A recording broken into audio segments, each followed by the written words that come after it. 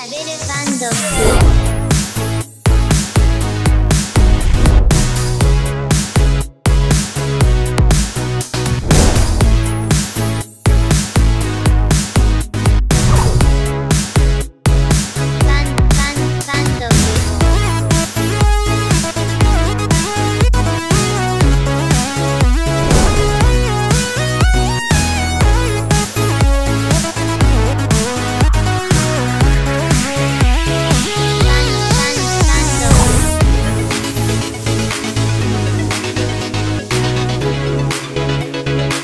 What's up mga pre, ako ang yung host, Alvin Pacheco, at welcome sa Pinoy Reg Enthusiast, kung saan bibigyan namin kayo ng mga reviews, insights, at mga unboxing. So ngayong 2019, ito ang ating unang review video. So pinagpala tayo ni HyperX, pinadala niya itong HyperX Cloud Earbuds Gaming Headphones.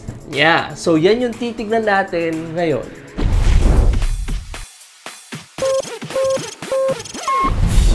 So, sisimulan natin tong 2019 sa pagre-review nitong HyperX gaming headphones nila, which is nga yung Cloud Earbuds. Kaya kung bago ka sa channel na ito at ngayong 2019 naghahanap ka ng mga tech reviews, huwag mo kalimutang mag-subscribe dito sa Pinoy Reg Enthusiast. So, libre naman yan, walang bayad, i-share mo lang sa mga friends mo and family na naghahanap ng ganitong klaseng gaming headphones. So, kung nakapag-subscribe ka na, huwag mo na rin kalimutang mag-follow sa aming mga social media pages. So, yun guys, simulan na natin ang pagre-review nitong Cloud Earbuds ni HyperX.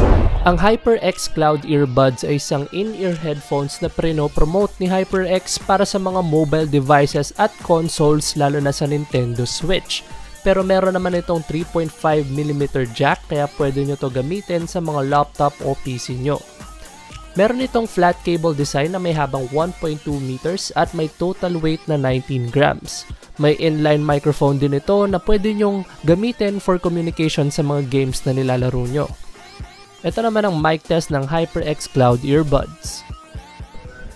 This is a sound check for the HyperX Cloud Earbuds. So, maririnig nyo ngayon guys, may decent quality naman yung mic niya.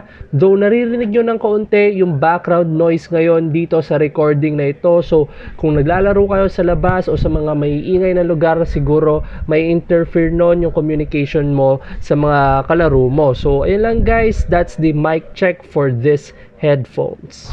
So, pumunta muna tayo sa unboxing ng product na ito. So, papakita ko sa inyo kung anong meron kapag binili nyo to. So, meron siyang window, ayan, na makikita nyo na kaagad yung mismong product or yung mismong earphones.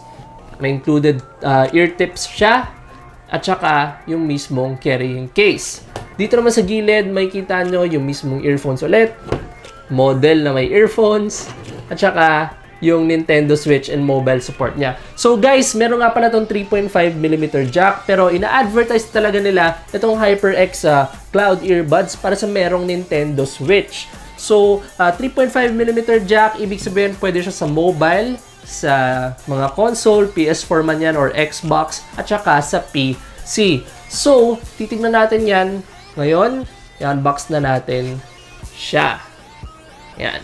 Okay, so para buksan to, ganyan lang. Hilain lang natin to at lalabas na yung mismong headphones. So, unahin muna natin sa quick start guide. Dito nyo malalaman kung anong meron sa inyong gaming headphones, and also available to sa different languages. Pero English lang naman yung kailangan natin dito. So, next naman is yung kanyang congratulations on joining the HyperX family na note. So, may letter sa inyo si HyperX. Yan, pasasalamat na binili nyo yung product nila. And lastly, yung kanilang support na pamphlet. So, makikita nyo dito yung website. Kung meron kayong maging problem sa mga products ni HyperX, pupunta lang kayo dito. So, yun guys, yung mga documentation, pumunta na tayo sa kanyang package. So, yung mismong gaming headphones, nandito. And also yung kanyang carrying case na available. Ito. So, maganda yung build nitong gaming pouch or case na ito para dito sa gaming headphones. So, makikita natin dito is yung HyperX logo sa harap. Ayan. And also, meron siyang matte texture. So, hindi siya nakakakuha ng fingerprints. Yeah, ganda siya. And also, matigas. So, kahit maupuan siguro to, hindi madudurog agad yung inyong mga ilalagay dito. Or, in case, yung inyong HyperX Cloud earbuds. So, syempre, bubuksan natin to. Titignan natin yung laman.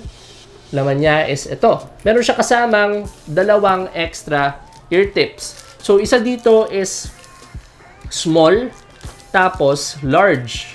So, may naka-install na rin na ear tips mismo sa inyong gaming headphones, yung Cloud earbuds, which is yung kanyang medium size. So, nag-include lang sila ng dalawang extra ear tips for a total of 3 na ear tips para sa gaming headphones na ito. So, sukatin nyo siya na maigi, itry nyo. Kahit sa tingin nyo medium na kayo, itry nyo pa rin yung large or yung small. Kasi baka mas gusto ng tenga nyo yung ear tip size na iyon, kung ano man magustuhan ng tenga nyo.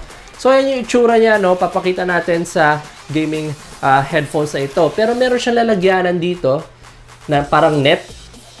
So, hindi lang siya case na para sa gaming headphones na ito. Pwede nyo rin lagay yung extra ear tips nyo dito. So, ayan, lagay natin dyan. Siksik natin dyan. Yan. May extra lagyan. Kung maglagay ka ng barya, pwede din. Ayan. So, pupunta na tayo sa mismong gaming headphones. So, guys, may kita natin. Magsimula tayo sa taas, pababa. So, meron siyang HyperX logo sa kanyang dulo ng kanyang driver. I mean, sa likod ng kanyang driver. So, meron tong 14mm driver. Okay na okay yung kanyang sound quality na test namin at papakita namin sa inyo yung benchmarks mamaya. So, makikita niyo siya. Meron siyang HyperX logo dito. Yan. Natin kung makikita niyo yan. Okay. Also, nandito yung sinasabi kong ear tips na medyo unique yung design kasi hindi nila sinunod yung mismong standard na bilog na earbuds. So, tingin ko, hindi nyo magagamit dito. Ayan. Kung makikita nyo yung pag-i-installan nyo ng earbuds. Diba? Tinanggal ko na. Hindi pwede dito yung mga typical earbuds na nakikita nyo sa mga in-ear na headphones. So, kapag nawala nyo yung kapares nung halimbawa, ang maganda sa tenga ko ay yung medium. Pag nawala nyo isa, hindi na kayo makakabili ng extra nito. So, mag-ingat lang kayo sa mga burara dyan kapag bibili nyo yung ganitong klaseng headphones. Kasi unique yung kanyang design, hindi siya yung standard na ear tips. Madali lang rin yung pag-i-install niya. Hindi naman kailangan masyadong effort. I-slide in nyo lang yung mismong ear tips dito sa kanyang driver. Yan. So yan, makikita nyo pala meron siyang overall black and red design. So may black siya dito, black accents dito. Tapos yung kanyang controller is merong button dito at makikita nyo yung microphone dito sa likod.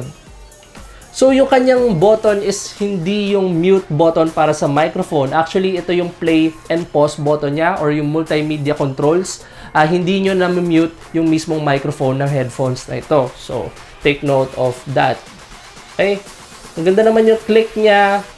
Sobrang durable nitong controller na ito.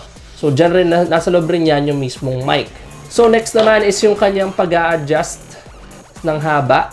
So, ma-adjust mo yung kanyang length.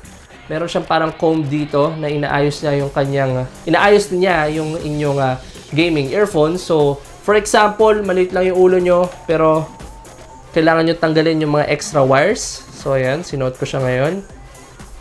So, medyo sagad na siya sa baba ko. So, for example lang, mas malaki ka pang tao kaysa sa akin, pwede mo adjust yan.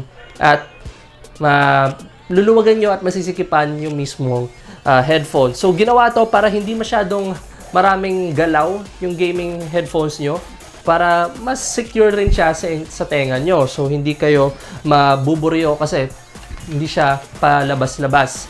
So, makikita naman natin dito, mahaba naman yung cable niya. And may total weight nga pala ang gaming headphones na ito na 19 grams. So, hindi siya ganun kabigat. So, sa cable naman niya, makikita nyo dito, meron siyang gold-plated na 3.5mm jack.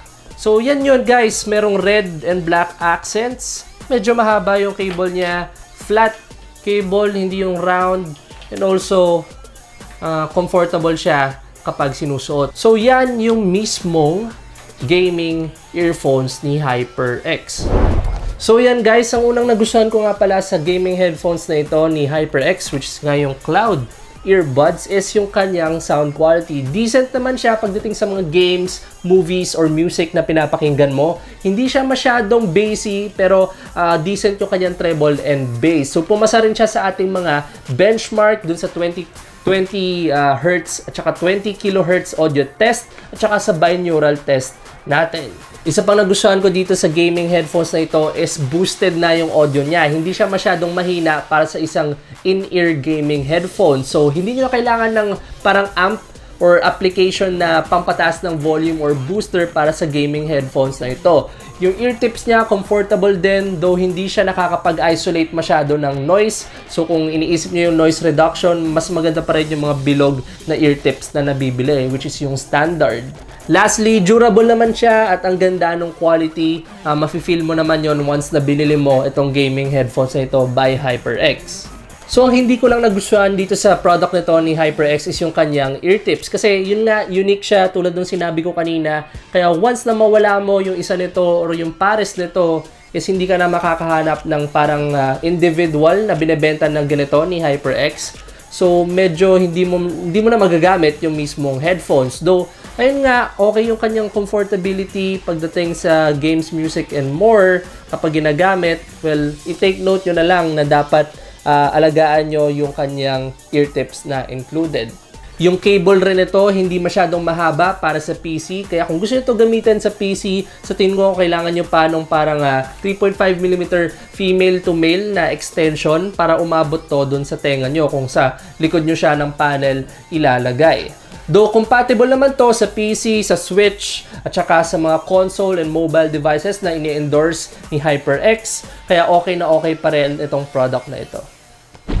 So dahil sa mga pros and cons na yon, bibigyan natin ang HyperX Cloud Earbuds ng Silver Award.